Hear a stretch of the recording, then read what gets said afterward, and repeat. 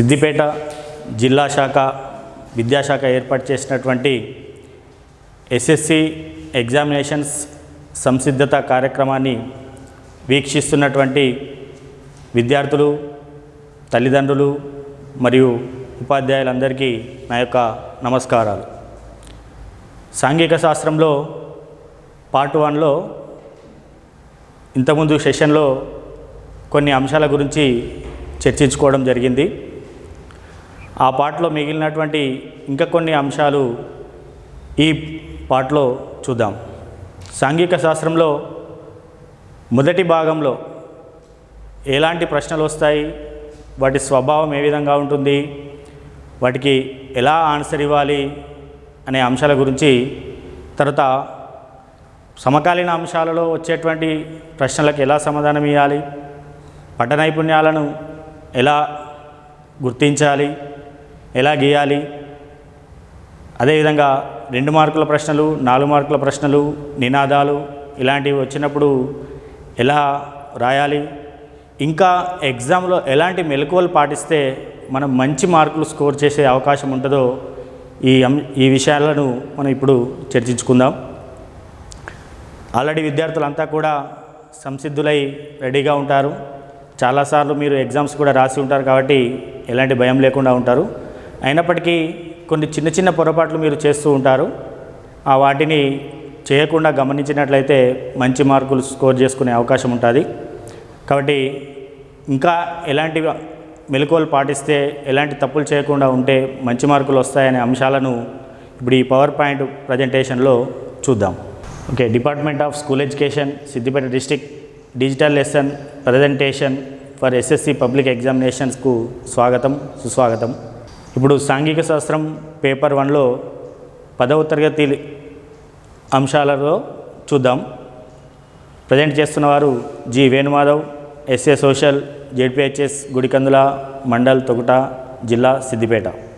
మనకు విషయ అవగాహన గురించి, తర్వాత ఇచ్చిన అంశాన్ని వ్యాఖ్యానించడం గురించి ఇంతకుముందు సెషన్లో నేర్చుకోవడం జరిగింది. ఈ సెషన్లో గ్రాఫులను ఏ విధంగా విశ్లేషించాలి. జనరల్గా మనకు గ్రాఫులు 2 రకాల ప్రశ్నలలో వచ్చే అవకాశం ఉంటుంది. కొన్ని సందర్భాలలో గ్రాఫులను 4 మార్కులకు ఇస్తారు, కొన్ని సందర్భాలలో 2 మార్కులకు 2 సార్లు ఇవ్వచ్చు. కాబట్టి మనము గ్రాఫులను రాసేటప్పుడు కొన్ని నిబంధనలు పాటించినట్లయితే మంచి మార్కులు స్కోర్ చేసుకునే అవకాశం ఉంటుంది. ఈ గ్రాఫులు ఎలా ఉంటాయంటే సాధ్యమైనంత వరకు సమాచారం ఆ గ్రాఫ్లోనే ఉంటుంది. అంటే గ్రాఫులు రకరకాలుగా ఉంటాయి. పై గ్రాఫ్ కావచ్చు, బార్ గ్రాఫ్ కావచ్చు, లైన్ గ్రాఫ్ కావచ్చు. ఏ గ్రాఫ్ అయినా మనం రాయాల్సింది మాత్రం ఒకే విధానంగా ఉంటుంది. అన్ని గ్రాఫులకు రాయాల్సిన పద్ధతి ఒకటే. సో కానీ మనం ఆ గ్రాఫులను పరిశీలిస్తే రాయాల్సిన అంశాలు సేమ్ అయినప్పటికీ పరిశీలించినప్పుడు మనకు ఒకే విధంగా కనబడుతుంటుంది. కొంచెం సబ్జెక్టు అంటే దానికి సంబంధించిన విషయం మనకు అవగాహన చేసుకోగలిగితే ఈజీగా రాయగలుగుతాం. సో ఇప్పుడు ఒక ఎగ్జాంపుల్ చూద్దాం. ఇక్కడ మనకు ఉత్పత్తి ఉపాధి అనే పాఠంలో ఇచ్చినటువంటి గ్రాఫ్ను చూద్దాం. గ్రాఫ్ చూస్తే దీంట్లో 3 రంగాలలో ఉపాధి వాటాకు సంబంధించి తెలియజేస్తుంది. 1972, 73 ఆర్థిక సంవత్సరం, అదేవిధంగా 2015, 16 ఆర్థిక సంవత్సరం 3 వివిధ రంగాలలో జరిగిన మార్పుల గురించి ఈ గ్రాఫ్ తెలియజేస్తుంది. ఇక్కడ సేవల వచ్చేసరికి 15%, పరిశ్రమలు వచ్చి 11%, వ్యవసాయం 74% ఉంది 72, 73 సంవత్సరంలో. అదేవిధంగా 2015, 16కు వచ్చేసరికి వ్యవసాయం 47, సేవలు 31, పరిశ్రమలు 22% మాత్రమే ఉన్నాయి. సో ఇలాంటి 5 గ్రాఫ్ ఇచ్చినప్పుడు మనం దీన్ని ఏ విధంగా విశ్లేషించాలి ఒకసారి ఎగ్జాంపుల్స్తో చూద్దాం. దీంట్లో కూడా ఇంతకుముందు చెప్పుకున్నట్లు ఇచ్చిన అంశాన్ని వ్యాఖ్యానించినప్పుడు ఏ విధంగా అయితే ఈ గ్రాఫు ఈ పేరా దీన్ని తెలియజేస్తుందని రాసామో అదేవిధంగా ఈ పట్టిక లేదా ఈ గ్రాఫు ఈ విధంగా తెలియజేస్తుందని రాయాల్సి ఉంటుంది మొదటి లైన్లో. సో మనం అదేవిధంగా రాస్తున్నాం. పై పట్టిక మరియు గ్రాఫ్ భారతదేశంలో 1972లోను తిరిగి 2015, 16 అంటే 43 సంవత్సరాల తర్వాత ఏ రంగంలో ఎంతమంది ఉపాధి పొందుతున్నారో తెలియజేస్తుంది. ఈ విధంగా రాస్తే మనకు ఒక మార్క్ వస్తుంది. అంటే ఫస్ట్ మనం ఆ పట్టిక దేని గురించి తెలియజేస్తుంది లేదా ఆ గ్రాఫ్ దేని గురించి తెలియజేస్తుంది, దాంట్లో ఉన్న ముఖ్య అంశాన్ని మెన్షన్ చేస్తూ, అంటే ఇక్కడ ఇయర్ కూడా రాయాల్సి ఉంటుంది. మనం జనరల్గా మీరు చాలామంది విద్యార్థులు ఏం చేస్తారంటే ఈ పట్టిక వివిధ రంగాల గురించి తెలియజేస్తుందని రాస్తారు. అంతే రాస్తే చిన్నగా ఉంటుంది. అక్కడ మనకి ఇయర్ కూడా మెన్షన్ చేస్తారు కాబట్టి మనం ఇయర్ను కూడా మెన్షన్ చేయాలి. 1972, 73లో మరియు 2015-16లో ఎలాంటి మార్పులు జరిగినాయి వివిధ రంగాల్లో తెలియజేస్తుంది అని రాస్తే బాగుంటుంది.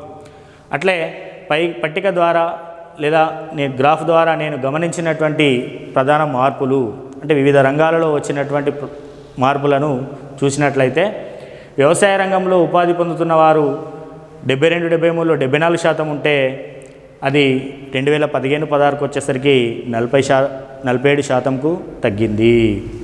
అదేవిధంగా పారిశ్రామిక రంగంలో ఉపాధి పొందుతున్న వారు 11% ఉంటే ఇప్పుడు 22%కు పెరిగింది. సేవల రంగంలో కూడా ఉపాధి పొందేవారు 15% నుండి 31%కు పెరిగింది. అంటే ఇప్పుడు ఇక్కడ మనం ఏం చేసినాం, 2 పట్టికలను గమనించి దాంట్లో జరిగిన మార్పులనే మెన్షన్ చేయడం జరిగింది ఇక్కడ. కాబట్టి మనం కూడా కొంత పార్ట్లో ఆ పట్టికలో ఏముందో అనే అంశాన్ని రాస్తే సరిపోతుంది. ఆ తర్వాత అభివృద్ధి చెందిన దేశాలలో వ్యవసాయ రంగం నుండి పారిశ్రామిక సేవా రంగాలకు ప్రాధాన్యత మారుతుంది. అంటే ఏ దేశమైనా అభివృద్ధి చెందుతూ ఉంది అంటే ప్రాథమిక రంగం లేదా వ్యవసాయ రంగం మీద తక్కువ ఆధారపడుతూ సేవా రంగం, పారిశ్రామిక రంగంలో ఎక్కువ ఆధారపడడం జరుగుతుంది. మన అభివృద్ధి చెందిన దేశాలు వీటిని తీసుకున్నప్పటికీ ఇక్కడ మనం ఎగ్జాంపుల్స్ కూడా మెన్షన్ చేయొచ్చు. For example America, Britain, Germany ఇలాంటి దేశాలు ఏవి తీసుకున్నా కూడా ఉపాధి వాటా అక్కడ పారిశ్రామిక సేవా రంగాలలో ఎక్కువగా ఉంటుంది. వ్యవసాయ రంగంలో 10% లోపే ఉంటుంది. అంటే 10% మంది మాత్రమే వ్యవసాయం మీద ఆధారపడతారు. సో ఇక్కడ ఎగ్జాంపుల్స్ కూడా మనం మెన్షన్ చేయొచ్చు. అట్లే భారతదేశంలో ఉపాధిలో అలాంటి మార్పు జరగలేదు. అంటే ఇప్పటికీ భారతదేశంలో వ్యవసాయ రంగంలో ఎక్కువ మందే ఆధారపడుతున్నారు అనేది మనం ఇంతకుముందు గ్రాఫ్లో చూస్తే మనకు అర్థమైంది. అట్లే భారతదేశంలో ఇప్పటికీ వ్యవసాయమే ప్రధాన ఉపాధి రంగంగా ఉంది. ఉపాధిలో మార్పు అనేది వ్యవసాయ రంగం నుండి పారిశ్రామిక మరియు ఆ తర్వాత సేవల రంగానికి మారినట్లయితే ఆ దేశాన్ని అభివృద్ధి చెందిన దేశంగా చెప్పవచ్చు. అంటే అభివృద్ధి చెందిన దేశాలన్నీ గమనిస్తే అవన్నీ కూడా ఫస్ట్ ప్రాథమిక రంగం మీద ఆధారపడి తర్వాత పారిశ్రామిక సేవా రంగాల మీద ఆధారపడడం మొదలుపెట్టాయి.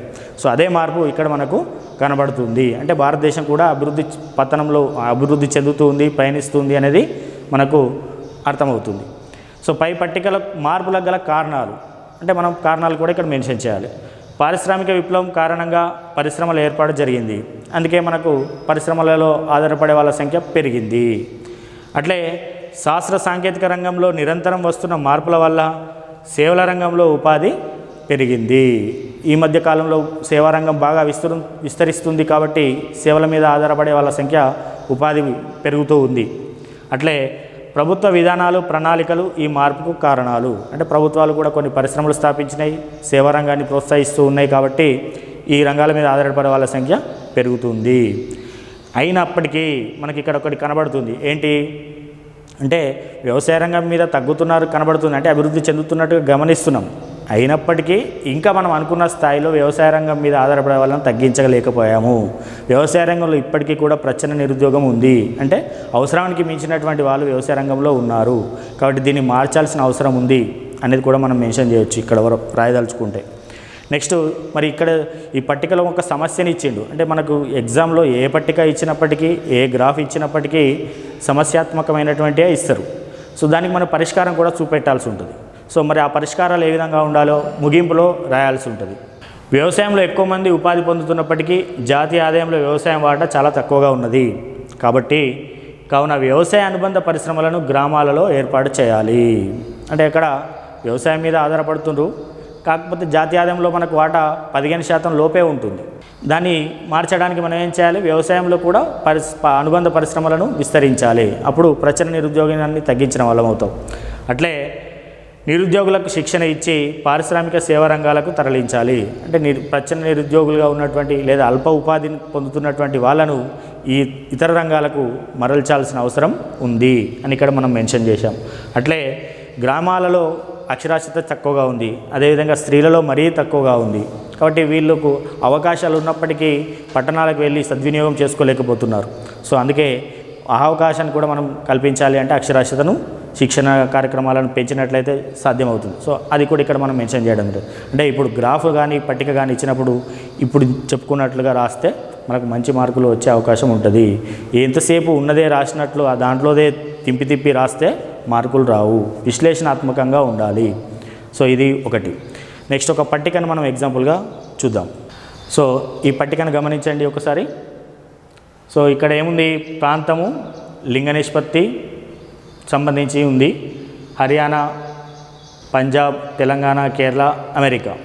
సో వీటిని గమనిస్తున్నారు కదా. ఇది స్త్రీ పురుష నిష్పత్తికి సంబంధించినటువంటి అంశం. అంటే ఒక 1000 మంది పురుషులకు ఎంతమంది స్త్రీలు ఉన్నారు అనే దాని గురించి తెలియజేస్తుంది. ఇది ఇక్కడ ఈ పట్టిక మనకు డైరెక్ట్గా ఇవ్వడం జరిగింది. యాక్చువల్గా ఇది 2011 డాటాకు సంబంధించినటువంటిది, జనాభా లెక్కలకు సంబంధించినటువంటి పట్టిక. సో ఇందులో ఏమి వేయలేడు, జస్ట్ ప్రతి 1000 మంది పురుషులకు స్త్రీలకు మాత్రమే. మనం సేమ్ ఇంతకుముందు గ్రాఫ్లో ఎట్లయితే రాసినామో పై గ్రాఫ్ ఈ విధంగా తెలియజేస్తుందని ఇది కూడా అట్లే రాయాలి. కానీ జస్ట్ ప్రతి 1000 మంది పురుషులకు స్త్రీలు అని రాయకుండా మనకు సాంకేతిక పదాలు తెలుసు, కీలక పదాలు తెలుసు కాబట్టి వాటిని ఉపయోగిస్తూ ఒక లైన్ రాయాలి. చూద్దాం ఎలా రాద్దాం. సో పై పట్టిక వివిధ రాష్ట్రాలకు సంబంధించిన స్త్రీ పురుష నిష్పత్తిని చూపుతుంది.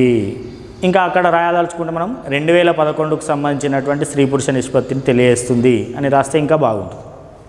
అట్లే భారతదేశంలోని కేరళ రాష్ట్రంలో అత్యధిక స్త్రీ పురుష నిష్పత్తి ఉంది. సో మన పట్టికలోనే ఉంది. 1040 మంది ఉన్నారు కేరళలో. అట్లే హర్యానా రాష్ట్రంలో అత్యల్ప స్త్రీ పురుష నిష్పత్తి ఉంది. పట్టికలో చాలా తక్కువగా ఉంది, 870 మాత్రమే ఉంది. అట్లే లింగ నిష్పత్తి ఎక్కువగా ఉన్న తక్కువగా ఉన్న సమాజంపై వ్యతిరేక ప్రభావం ఉంటుంది. అంటే లింగ నిష్పత్తి ఎప్పుడు కూడా సమానంగా ఉండాలి. అంటే 1000 మంది పురుషులకు 1000 మంది స్త్రీలు ఉండాలి. ఏది ఎక్కువైనా ఏది తక్కువైనా ఇబ్బంది ఎదుర్కోవాల్సి వస్తుంది, సమాజంలో రకరకాల సమస్యలను ఎదుర్కోవాల్సి వస్తుంది. సో అట్లా కాబట్టి సమానంగా ఉండాలి. మహిళలకు సమానత్వం, సమాన అవకాశాలు కల్పించిన రాష్ట్రాలలో లింగ నిష్పత్తి మంచిగా ఉంది. అంటే ఏ రాష్ట్రాలలో అయితే మహిళలకు సమాన అవకాశాలు కల్పిస్తారో అక్కడ ఎక్కువగా ఉందనేది అర్థమవుతుంది. అంటే దాన్ని బట్టి మనం చెప్పవచ్చు ఏ రాష్ట్రాలు లింగ నిష్పత్తికి తక్కువ అవకాశం ఇస్తున్నాయి, ఏ రాష్ట్రాలు మహిళలకు తక్కువ ప్రాధాన్యతని ఇస్తున్నాయి అనేది దీన్ని బట్టే మనం చెప్పవచ్చు అన్నట్టు. సో ఆ విషయం కూడా మనం ఇక్కడ మెన్షన్ చేయాలి. అదేవిధంగా స్త్రీ పురుషుల మధ్య అసమానతలు ఉండి పురుషులకు అనుకూలంగా స్త్రీల పట్ల వివక్షతో వ్యవహరించే రాష్ట్రాలలో లింగ నిష్పత్తి అసమానంగా ఉంది. ఇప్పుడు మనకు పంజాబ్, హర్యానా రాష్ట్రాలు చూసినట్లయితే ఆర్థికంగా చాలా అభివృద్ధి చెందినటువంటి రాష్ట్రాలు అయినప్పటికీ అక్కడ స్త్రీ పురుష నిష్పత్తి తక్కువగా ఉంది. అంటే ఆర్థికంగా ఎదిగినప్పటికీ అక్కడ అసమానతలు ఉన్నాయి కాబట్టి అభివృద్ధిలో అవి వెనుకబడి ఉంటాయి. కాబట్టి స్త్రీ పురుష నిష్పత్తి అనేది కూడా ఒక అభివృద్ధి సూచికగా మనం గమనించవచ్చు. తెలంగాణ రాష్ట్రాన్ని పరిశీలించి చూసినట్లయితే 2011లో స్త్రీ పురుష నిష్పత్తి 988. అంటే 1000 మంది పురుషులకు స్త్రీలు 988 మంది మాత్రమే ఉన్నారు. మరి ఇప్పుడు ఇక్కడ మనకు సమస్య అర్థమైపోయింది. సో దానికి మళ్ళీ కొన్ని సూచనలు చేద్దాం మనం. ఆడపిల్లల అక్షరాస్యతను పెంచాలి. ఆడపిల్లల అక్షరాస్యత పెంచినట్లయితే ఆటోమేటిక్గా స్త్రీ పురుష నిష్పత్తి కూడా పెరుగుతుంది. అట్లే ఆడవారికి అన్ని రంగాల్లో సమాన అవకాశాలు కల్పించాలి. సో వాళ్ళని అన్ని రంగాలలో అవకాశాలు ఇచ్చినట్లయితే వాళ్ళు కూడా ముందుకు వస్తారు, స్త్రీ పురుష నిష్పత్తి తగ్గుతుంది. అట్లే స్త్రీలపై జరిగే అఘాయిత్యాలను అరికట్టాలి. అదేవిధంగా స్త్రీల పరిరక్షణకు ప్రత్యేక సదుపాయాలు కల్పించాలి. వివిధ పథకాలు రాష్ట్రాలు ఏర్పాటు చేస్తున్నప్పటికీ ఇంకా వాళ్ళకి ప్రాధాన్యత ఇవ్వాల్సిన అవసరం ఉంది అనేది మనకు దీని ద్వారా అర్థమవుతుంది. సో ఈ విధంగా సమస్యను విశ్లేషించాలి, దాంతోపాటు దానికి పరిష్కార మార్గాలు కూడా మనం చూపెట్టగలిగినప్పుడు మనకు మంచి మార్కులు వచ్చే అవకాశాలు ఉంటాయి. ఇక ఐదవ విద్యా ప్రమాణమైనటువంటి పఠ నైపుణ్యాల గురించి ఒకసారి పరిశీలిద్దాం. పఠ నైపుణ్యాలలో మనకు 3 రకాల ప్రశ్నలు వచ్చే అవకాశం ఉంటుంది. 1 పటాలను గీయడం, మ్యాప్ డ్రాయింగ్. 2 పటాలను చదవడం, మ్యాప్ రీడింగ్. 3 పటంలో గుర్తించడం, మ్యాప్ పాయింటింగ్. మొత్తం మీ మీద ఈ పఠ నైపుణ్యాలకు 6 మార్కులు కేటాయించడం జరుగుతుంది. 4 మార్కులు గుర్తించడంకు వస్తాయి, మిగతా 2 మార్కులు పటాలను గీయడానికైనా రావచ్చు లేదా పటాలను చదవడానికైనా రావచ్చు. సో అది మనం గమనించాలి. అంటే గుర్తించడానికి ఎక్కువ మార్కులు ఉన్నాయనేది గుర్తుపెట్టుకోవాలి. ఇప్పుడు పటాలను గీయడం విషయానికి వచ్చినట్లయితే మొదటి పేపర్లో సాధారణంగా గీయడానికి ప్రశ్నలు రావు, కాకపోతే ఎప్పుడైనా ఇవ్వచ్చు. సో జనరల్గా అయితే భారతదేశ పటాన్ని గీయమని అడగడు, ఎందుకంటే భారతదేశం పాయింటింగే ఇస్తాడు, మ్యాప్ పాయింటింగ్ భారతదేశమే ఇస్తాడు కాబట్టి దాన్ని గీయమని అడగకపోవచ్చు. సో ఇక్కడ మరి ఏ ప్రశ్న వచ్చే అవకాశం ఉంది అంటే మెయిన్గా వస్తే తెలంగాణ వస్తుంది, ఇక అంతకు మించి రాదు. అంటే ఫస్ట్ పేపర్కు మనం మ్యాప్ డ్రాయింగ్కి వచ్చేసరికి ఓన్లీ తెలంగాణకు సంబంధించి ప్రాక్టీస్ చేస్తే సరిపోతుంది. ఈ భారతదేశం ఇస్తే ఒకవేళ ఇచ్చినా మనకు దాని మ్యాప్ పాయింటింగ్ ఆల్రెడీ ముందే ఇస్తారు కాబట్టి దాన్ని చూసుకుంటూ కూడా గీసే అవకాశం ఉంటుంది. సో సాధ్యమైనంత వరకు తెలంగాణ మాత్రమే వస్తుంది, ఇది గమనించాలి. నెక్స్ట్ మ్యాప్ రీడింగ్ వచ్చినప్పుడు ఎట్లా వస్తాయి ఒక ఎగ్జాంపుల్తో చూద్దాం మనం. సో పటాన్ని చదవడం, ఫర్ ఎగ్జాంపుల్ ఇలాంటి పటం ఇచ్చిండు అనుకోండి, దీన్ని చదవడం అంటే ఎలా ఇస్తాడు? ఫర్ ఎగ్జాంపుల్ హిమాలయాలకు దక్షిణంగా ఉన్నటువంటి భూస్వరూపం ఏది అడిగిండు అనుకోండి, అప్పుడు సమాధానం దాంట్లోనే కనబడుతుంది, మనకు ఈజీగా ఉంటుంది. గంగా సింధు మైదానం. భారతదేశానికి తూర్పున సరిహద్దు ఏది? బంగాళాఖాతం. సో ఆన్సర్ దాంట్లోనే ఉంది. హిమాలయాలు భారతదేశానికి ఏ దిశన ఉన్నాయి అంటే ఉత్తర దిశన ఉన్నాయి అని ఈజీగా మనం గుర్తించవచ్చు. తర్వాత కాశీ కొండలు ఏ రాష్ట్రంలో ఉన్నాయి అది చూసినప్పుడు మనకు అర్థమవుతుంది, ఎక్కడ ఉన్నాయి? మేఘాలయలో ఉన్నాయి. సో అట్లా ప్రశ్న అందులోనే ఉంటుంది, సమాధానం కూడా అందులోనే, అంటే దాంట్లో నుండి ఈజీగా మనం గుర్తించవచ్చు. అంటే ఈ 2 మార్కులు సాధించుకోవడం మనకు కొంచెం వరకు పటాన్ని చదివితే అర్థం చేసుకోగలిగితే రాయగలుగుతాం. ఓకే, సో ద్వీపకల్ప పీఠభూమిని ఎన్ని భాగాలుగా విభజించవచ్చు దాంట్లో కనబడుతున్నాయి మనకు, మాల్వా పీఠభూమి, దక్కన్ పీఠభూమి. సో అట్లా ప్రశ్నకు ప్రతిదానికి సమాధానం ఉంటుంది. అట్లే దక్కన్ పీఠభూమికి తూర్పు సరిహద్దుగా ఏమి ఉన్నాయి అన్నప్పుడు తూర్పు కనుమలు దాంట్లో కనబడుతుంది, మనకు అట్లా రాయొచ్చు. సో ఇలాంటి ప్రశ్నలు వచ్చే అవకాశాలు ఉంటాయి. అంటే ఇవే కాకుండా చాలా పటాలు ఉంటాయి, ఇది ఓన్లీ భౌగోళిక స్వరూపాలకు సంబంధించినటువంటి పటమే. సో మెయిన్గా పటానికి సంబంధించి చూస్తే మనకు మొదటి చాప్టర్లోనే ఎక్కువగా ఈ పటాలకు సంబంధించినటువంటి వచ్చే అవకాశాలు ఎక్కువగా ఉంటాయి. మిగతా పాఠాలు చాలా వస్తాయి కానీ చాలా తక్కువ వస్తాయి. అంటే మనం ఫస్ట్ పాఠంలో ఉన్నటువంటి ప్రతి అంశాన్ని భౌగోళిక స్వరూపాలను గ్రహించినట్లయితే ఎక్కువ మార్కులు వచ్చే అవకాశాలు ఉంటాయి. సో ప్రధాన భూస్వరూపాలకు సంబంధించినటువంటి మ్యాప్ పాయింటింగ్. సో ఇక్కడ ఇచ్చినటువంటి పటం గమనించండి ఒకసారి. ప్రధాన భూస్వరూపాలకు సంబంధించి మ్యాప్ పాయింటింగ్ చూడండి ఒకసారి. సో హిమాలయాలు, మనకి ఎగ్జామ్లో హిమాలయాలను గురించి అడిగింది అనుకోండి, అప్పుడు ఏం చేయాలి? ఈ విధంగా రాయాలి. ఈ విధంగా రాయకుండా మనం జనరల్గా ఏం చేస్తారు విద్యార్థులు అంటే జస్ట్ హిమాలయాలని ఈ ప్లేస్లో రాస్తారు. ఈ ప్లేస్లో హిమాలయాన్ని రాస్తే అది కరెక్ట్ అయినటువంటి పద్ధతి కాదు పాయింటింగ్ చేయడంలో. మరి ఏం చేయాలంటే ఈ విధంగా షేడ్ చేసి డిజైన్ వేసి హిమాలయాలు అని ఒక ఆరో మార్క్ ఇచ్చి రాస్తే మీకు సరిగ్గా ఉంటుంది అది. అట్లే గంగా సింధు మైదానం అడిగిన అనుకోండి, ఈ విధంగా షేడ్ చేయాలి. అంటే ఇక్కడ మనం కలర్లో ఇవ్వడం జరిగింది. కలర్లు ఎందుకు ఇచ్చామంటే మీకు అర్థం కావడానికే ఇవ్వడం జరిగింది. ఈ కలర్లు వేయాలని ఏమీ లేదు, కలర్ లేకపోయినప్పటికీ జస్ట్ మీరు షేడ్ చేయాలి పెన్సిల్తో. మొత్తం ఆ ఏరియాను ఏ ఏరియాలో ఉంటుందో ఆ ఏరియాలో షేడ్ చేస్తే మీకు మంచి మార్కులు వచ్చే అవకాశం ఉంటుంది. షేడ్ చేయకుండా ఓన్లీ గంగా సింధు మైదానం అని మాత్రమే రాస్తే మార్కులు పడవు. అంటే ఏ ఏరియాలో ఉంది గంగా సింధు మైదానం అనేది మీకు తెలియాలి. అట్లే తారేడారి ఇచ్చారు, ఆ ఏరియాలో షేడ్ చేయాలి. మాల్వా పీఠభూమి ఇచ్చారు, ఆ ఏరియాలో షేడ్ చేయాలి.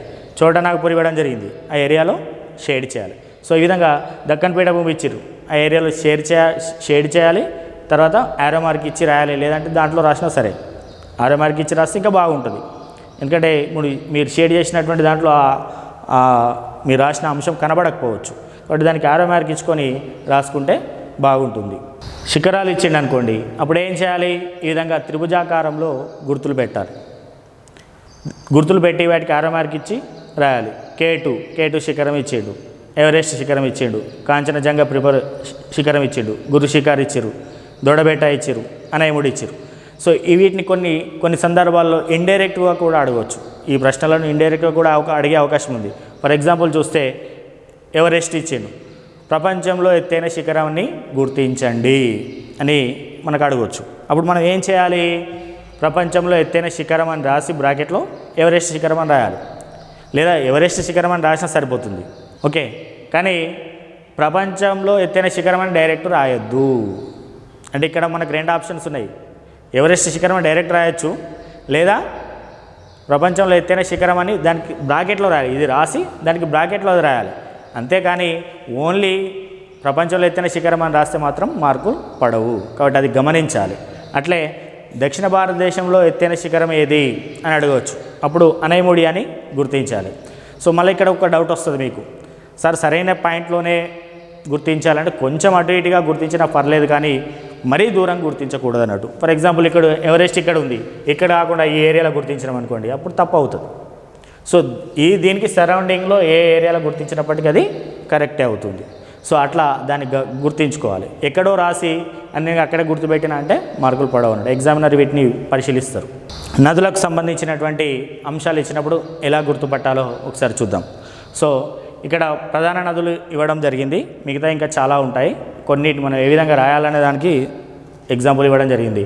సింధు నది అడిగినారు అనుకోండి, ఆ సింధు నది ఎక్కడ పుట్టిందో అక్కడ నుంచి స్టార్టింగ్ అయ్యి ఎండింగ్ వరకు ఏ ఏరియాలో వస్తుందో ఆ ఏరియాలకు గుర్తిస్తే సరిపోతుంది. అట్లే బ్రహ్మపుత్ర నది ఎక్కడి నుంచి ఎక్కడికి వెళ్తుందో ఆ వెళ్తున్నటువంటి మార్గాన్ని ఒక లైన్ ద్వారా గుర్తించి దానికి యారో మార్క్ ఇచ్చి పటంలో గుర్తించాలి.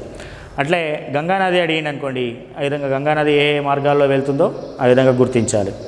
నెక్స్ట్ నర్మదా నది అడిగింది అనుకోండి, ఆ విధంగా గుర్తించాలి. తపతి నది, గోదావరి నది, మహానది, కృష్ణానది, ఇట్లా ఏది అడిగినప్పటికీ మనం కొంచెం దాన్ని లైన్ గీసి ఆ ఏరియాలో ఏ లైన్ గీస్తున్న ఎగ్జాక్ట్లీ గీయకపోయినా ఆ కొంచెం ఏరియాలో గుర్తించినట్లయితే మనకు మంచి మార్కులు అవకాశం. ఏరియా లైన్ గీయకుండా ఓన్లీ గంగానది అడిగినప్పుడు గంగానది అని రాస్తే మాత్రం మార్కులు పడవు. నగరాలు అడిగింది, ఇది కూడా ఒకటి గమనించాలి మనం. నగరాలు అడిగినప్పుడు అవి ఏ ఏరియాలో ఉంటాయో ఆ ఏరియాలో పాయింట్ గీయాలి. పాయింట్ గీసి ఆరో మార్కు గీసి గుర్తించాలి. పాయింట్ గీయకుండా ఓన్లీ ఢిల్లీ ప్లేస్లో నేను ఢిల్లీ అని రాసినా సరిపోతుంది, లేదా ముంబై ప్లేస్లో నేను రాసిన కదా దగ్గరనే ఉంది కదా అంటే సరిపోదు, హైదరాబాద్ ప్లేస్లో రాసిన కదా అంటే సరిపోదు. సో ఈ నగరాలకు సంబంధించి కూడా కొన్ని ఇండైరెక్ట్గా వచ్చే అవకాశాలు ఉంటాయి. ఫర్ ఎగ్జాంపుల్ హిమాచల్ ప్రదేశ్ యొక్క రాజధానిని గుర్తించము అన్నాడు అనుకోండి, అప్పుడు మనం ఏం చేయాలి? సిమ్లా అని గుర్తించాలి. తెలంగాణ రాష్ట్రం యొక్క రాజధానిని గుర్తించము అన్నాడు అనుకోండి, హైదరాబాద్ అని రాసి గుర్తించాలి. బ్రాకెట్లో రాస్తే తెలంగాణ రాష్ట్ర రాజధాని అని రాయొచ్చు. సో అది హైదరాబాద్ అని రాయకుండా రాస్తే మాత్రం తప్పుగా గుర్తించడం జరుగుతుంది. సో కాబట్టి ఈ విషయాన్ని కూడా గమనించాలి. అంటే నగరాలు ఏవి అడిగినా పాయింట్ గుర్తించాలి, పాయింట్ పెట్టకుండా నగరాలు రాస్తే తప్పు అవుతుంది. సో ఇక్కడ తీర ప్రాంతాలు ఏ విధంగా ఇచ్చారో ఒకసారి గమనించండి. కొంకణ్ తీరం, కొంకణ్ తీరం ఏ ఏరియాలో ఉందో ఆ ఏరియాలో కొంతవరకు షేడ్ చేయాలి. ఇక్కడ కూడా కలర్ ఇవ్వడం జరిగింది. మీరు కలర్ వేయాలని ఏమీ లేదు, జస్ట్ ఆ ఏరియాలో షేడ్ చేస్తే సరిపోతుంది. కొంకణ తీరం ఏ ప్రాంతాల్లో ఉంటుందో ఆ ప్రాంతం మట్టుకు, లేదా కెనరా తీరం ఏ ఏరియాలో ఉంటుందో ఆ ప్రాంతం, మలబార్ తీరం ఎక్కడి వరకు ఉంటుందో అక్కడి వరకు, కోరమండల్ తీరం, ఉత్తర సర్కార్లు, ఉత్కల్ తీరం. సో ఇట్లా ఏ ప్రాంతాలలో ఏ ఉన్నాయో ఆ ఏరియాలో అడిగినప్పుడు ఖచ్చితంగా మనం షేడ్ చేసి వేస్తేనే మార్కులు వచ్చే అవకాశం ఉంటుంది. 1 మార్క్ క్వశ్చన్లు ఇంకా కొన్ని మిగిలిపోయాయి, ఒక్కసారి చూద్దాం ఫాస్ట్గా. మహానగరాలు అని వేటిని అంటారు? 2 ఉదాహరణలు ఇమ్ము. విమానాశ్రయ నగరంలోని 2 సదుపాయాలను తెలుపుము. బహుళ పంటల సాగు అంటే ఏమిటి? భౌతిక పెట్టుబడి క్రిందకు వచ్చే వాటిని పేర్కొనండి. అరబ్ వసంతం అనగానేమి? విదేశీ వాణిజ్యం, విదేశీ పెట్టుబడులకు మధ్య తేడా ఏమిటి? కరువు అంటే ఏమిటి? ఆహార ధాన్యాల ఉత్పత్తి లభ్యతల మధ్య తేడాను వ్రాయము. ఇప్పుడు సమకాలీన సామాజిక అంశాలపై ప్రతిస్పందన సంబంధించి 2 మార్కుల ప్రశ్నలు ఎక్కువగా వస్తాయి. ఆ ప్రశ్నలు వచ్చినప్పుడు ఎలాంటి స్వభావం ఉంటాయి, ఎలాంటి ప్రశ్నలు వస్తాయో ఒక్కసారి గమనిద్దాం. పశ్చిమాసియా దేశాలకు నైపుణ్యం లేని కార్మికులే ఎందుకు వలస వెళ్తున్నారు? తుంగభద్ర నది పరివాహక ప్రాంతం ఎదుర్కొంటున్న సవాళ్లను తెలుపుము. నీటి వనరుల విషయంలో ప్రజల కార్యాచరణ చట్టాల ప్రాముఖ్యత పట్ల నీ అభిప్రాయం ఏమి? సమాజంలో స్త్రీలపై వివక్షతను తొలగించడానికి నీవిచ్చే సూచనలేవి? ప్రపంచీకరణ ప్రభావం అంతటా ఒకే రకంగా లేదు, వ్యాఖ్యానించండి. సో ఇక్కడ మనం సమకాలీన సామాజిక అంశాలపై వచ్చే ప్రశ్నలు అనేటివి చాలా ఇంపార్టెంట్. ఎందుకంటే ఇవి బుక్లో నుంచి రాకపోవచ్చు, చాలా వరకు అవుట్ ఆఫ్ టెక్స్ట్ బుక్కే వస్తూ ఉంటాయి. అంటే సమాచారం దానికి సంబంధించినటువంటి విషయం టెక్స్ట్ బుక్లో ఉంటుంది, కానీ ప్రశ్న మాత్రం అవుట్ ఆఫ్ టెక్స్ట్ బుక్ లాగా ఉంటుంది. సో ఇక్కడ మనం రాసేటప్పుడు కొంచెం గమనించాల్సి ఉంటుంది. అదేవిధంగా 2 మార్కుల ప్రశ్నలు వచ్చేసరికి కొన్ని మెలకువలు పాటించాలి. ఆ ప్రశ్నను 2 సార్లు చదవాలి. ఫర్ ఎగ్జాంపుల్ చూస్తే జనాభాకు సంబంధించి 3 రకాల ప్రశ్నలు వచ్చే అవకాశం ఉంటుంది. ఎలాగా ఉంటుంది? జనాభాకు గల కారణాలు తెలపండి, జనాభా పెరుగుదల గల కారణాలు తెలపండి, జనాభా అధికంగా పెరగడం వల్ల జరిగే పరిణామాలు తెలపండి. రెండో ప్రశ్న. అంటే 3 ప్రశ్నలు 3 రకాలుగా ఉండవు. మూడవ ప్రశ్న చూస్తే జనాభా పెరుగుదలకు అరికట్టడానికి ఎలాంటి చర్యలు చేపట్టాలి. సో ఇక్కడ 3 రకాల ప్రశ్నలు ఉన్నాయి. జనాభా పెరుగుదలకు కారణాలు ఏంటివి, జనాభా పెరుగుదల వల్ల జరిగే పరిణామాలు ఏంటివి, జనాభాను అరికట్టడానికి ఎలాంటి చర్యలు తీసుకోవాలి. సో అంటే ఇక్కడ మనం వచ్చిన ప్రశ్నను గమనించి కారణాలు అడిగినప్పుడు కారణాలు మాత్రమే రాయాలి, పరిణామాలు అడిగినప్పుడు అంటే జనాభా పెరిగిన వల్ల ఎలాంటి నష్టాలు వస్తాయి, ఎలాంటి ఇబ్బందులు ఎదుర్కొంటామో రాయాలి, దాన్ని తగ్గించడానికి ఏం చేయాలనేది పరిష్కారాలు రాయాల్సి ఉంటుంది. సో అంటే ఏ ప్రశ్న అడిగితే దానికి సమాధానం మాత్రమే రాయాలి, అన్నిటికీ ఒకే రకంగా రాస్తే సరిపడదు. అట్లే భూగర్భ జలాలు తగ్గిపోవడానికి కారణాలు ఏంటివి, భూగర్భ జలాలు పడిపోతే ఎలాంటి ప్రాబ్లమ్స్ ఫేస్ చేస్తాం, సమస్యలు ఎదుర్కొంటాం, అట్లే భూగర్భ జలాలు తగ్గించకుండా ఉండడానికి ఎలాంటి చర్యలు చేపట్టాలి. ఇలా ఒకే ప్రశ్నను 3 రకాలుగా అడగవచ్చు. అడవులకు సంబంధించి కూడా అలాంటి ప్రశ్నలు వస్తాయి. సో వాటిని కూడా మనం గమనించాలి. అంటే 2 మార్కుల ప్రశ్నలు వచ్చినప్పుడు ఇలాంటి ప్రశ్నలు వస్తాయి కాబట్టి వీటిని గమనించి అడిగిన ప్రశ్న ఏది అడిగిండు, పరిష్కారం అడిగిండా, కారణం అడిగిండా, దాని యొక్క ఫలితాలు అడిగిండా అనేది మనం గమనించి సమాధానం ఇవ్వాల్సి ఉంటుంది. సో ఇక్కడ ఒక ఎగ్జాంపుల్ ఇవ్వడం జరిగింది.